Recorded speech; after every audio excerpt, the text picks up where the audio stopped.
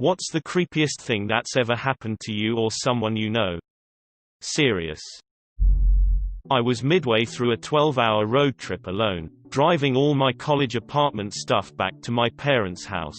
Car was totally overpacked with boxes, a bike, keyboard, and the like. I'm very low on gas, so I pull over to a gas station in the middle of nowhere town, Georgia. Sun is dipping low, and the gas station is empty. Just off the side of the main road intersecting the highway, few cars meander past on that road, but it's a quiet town. As I'm pumping gas, a scraggly thin guy walks up and starts mumbling about asking for the time. I tell him the time and make small talk, but not a word this man said was intelligible. All the while, he's circling the car and commenting on my stuff. But, again, I can't really understand his words too clearly. I make an excuse to duck into the convenience store, which I needed to do anyways. My bike was rattling loose and I wanted a bungee cable to affix it more securely. As I go into the store and search for a cable, I notice scraggly man also entered and he's now talking with the clerk of the store. On a scale of 1 to meth, the scraggly man was like a 8.5, but she's hardly even a 5 on that scale, much more trustworthy.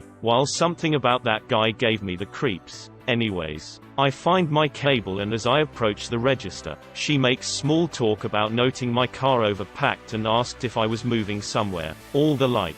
She asks about the cable and I explain it's to secure my bike more firmly. She then tells me I should drive my car behind the gas station and they'll help me tie it up tight, speaking in the plural, implying what I kinda already deduced. She and the man are associates somehow. Again, my car is just outside the window of the shop, in clear view of the main road. She tells me I should drive it behind the building, where nobody could see it, for them to help me tie it up, as though that help couldn't be done in the normal refueling area. At this point, my GTFO meter is maxing out at 3.4 rungens, so I thank her but tell her I'll be okay, and then I practically jog to my car and get in, locking the doors immediately. As I leave, I watch through the window as the woman and man are in a very animated conversation, gesticulating towards my fleeing vehicle. Could I have been paranoid and misreading these people because they kinda looked like meth heads? Sure, but making an offer that's sketchy is not a very normal thing to do.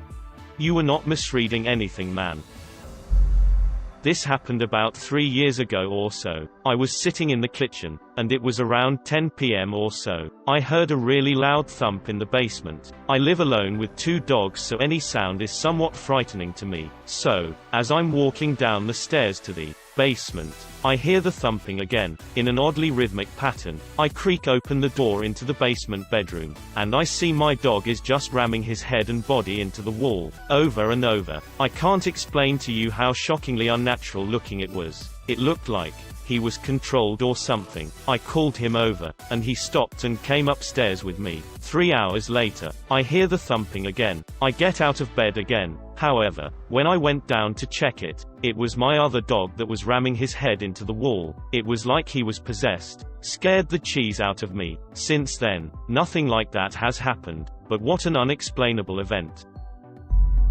I'm a biologist that often has to do fieldwork surveying non-maintained private properties in the middle of nowhere. Long story short, we find a body face up in a stream deep in a thickly wooded wetland. The body looked several months old, at least. No clothes, no tools, no shelter, nothing nearby to suggest who he is or how he got there. We couldn't even tell race or gender from what we saw. We call the police and they immediately tell us it's probably the missing person who ditched his car nearby. They apparently searched for weeks with dogs, horses, and ATVs but didn't find any sign of the guy. All they found was his family car loaded with cash and a handgun. They also tell us he seemed to be running from someone or something. Real or imagined, they weren't sure. Apparently the man didn't even close his car door, just ditched it at a rail crossing and took off running into the woods in a tremendous hurry. I find his clothes about 30 yards up the stream bank from where the body was found. His pants were neatly folded and placed on top of his nice brown loafers. Underpants and socks on top of those. He placed his glasses atop his socks, very orderly and in a nice pile. His shirt and undershirt were hanging from a tree branch right above those as if to dry. I mean, the whole thing creeps me out even a year on. But what unsettles me is the fact that he ran from his family, drove several hours from his home, ditched his car, and fought a mile through briars and thick woods only to stop and carefully fold and hang his clothes before meeting his end. I look him up every now and then and still can't find any more info about what happened or why. Back in the early 90s, my sister took my nephew to a playground to play. When they were leaving, she noticed a man approaching her. He was well dressed in a suit, and seemed to be driving a beat-up pickup truck. He asked her if she could drive him to the gas station a few blocks up so he could call a tow truck.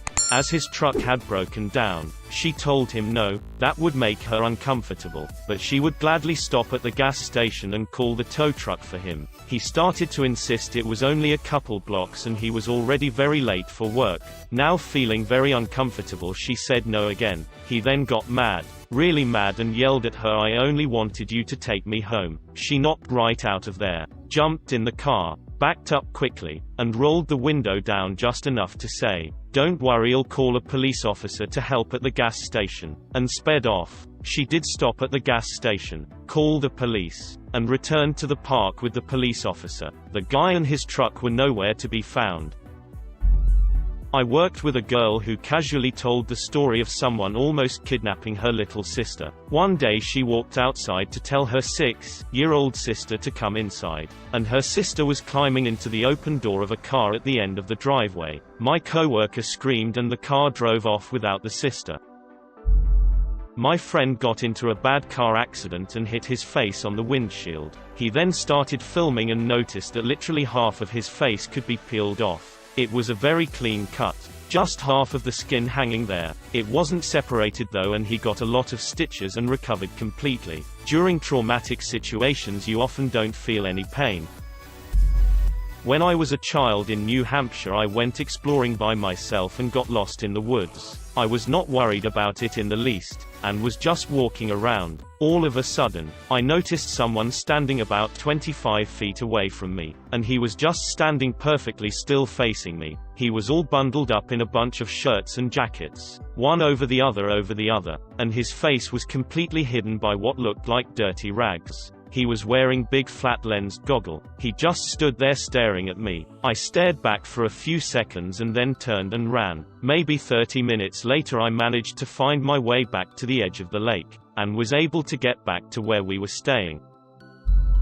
When I was 12, my family and I went to Sam's Club. Being a little asshole, I decided that I didn't want to walk with my family, so I wandered around looking at clothes and books. An employee kept watching me, like staring really bad. I figured he thought I was going to steal, so I smiled at him so he knew I wasn't bad. He smiled back. He kept checking me out though, and asked me how old I was. We talked about my favorite books and video games. I remember being uncomfortable but couldn't figure out why. Because he was super nice to me. I remember wondering if he was flirting with me, but reasoned that he couldn't be, because I'm a boy. Really weird conclusion to come to. But I was 12. I genuinely thought he was just interested in my favorite video games. The conversation died down and I decided I needed to piss. So I went into the bathroom. Less than 10 seconds later and the restroom door opens. The guy stands in front of my stall, even though there were empty ones. I recognized the guy's shoes as the employee's. I stand there for a couple minutes,